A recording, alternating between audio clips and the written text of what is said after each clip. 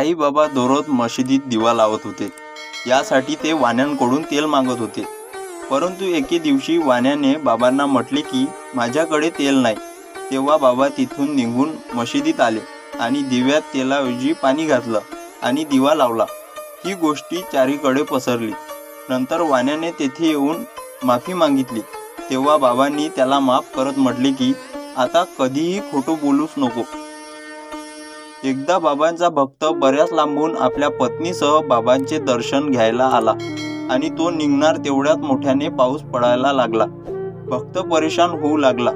तेव्हा बाबांनी त्याची परेशानी बघत म्हटले, ए अल्लाह, पाऊस थांबवा, माझ्या मुलांना घरी जायचे आहे।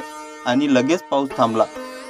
एकदा गावातील एक व्यक्तींची मुलगी खेळता खेळता अचानक विहिरीत पडली। लोकांना वाटले की ती मुलगी बुडाली असेल। सर्व पळत तेथे पोहोचले आणि बघितले तर ती हवेत अडकली होती। अदृश्य शक्तीने तिला धरलेले होते।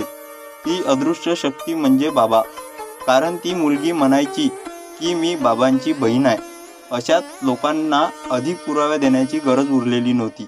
माला सतींकडे पुत्र झाला तेव्हा ते त्या बाळाजवळ घेऊन आले आणि त्याचं नाव ठेवण्याचा आग्रह केला। बाबांनी पुत्राला बघून म्हटले की माला सती याच्याशी आसक्त राहू नको। केवळ 25 वर्ष याला सांभाळ, तेवढेच खूप। ही गोष्ट माला सतींकडे तेव्हा कळली जेव्हा त्याचा पुत्राच्या वयाच्या 25व्या वर्षी मृत्यू झाला।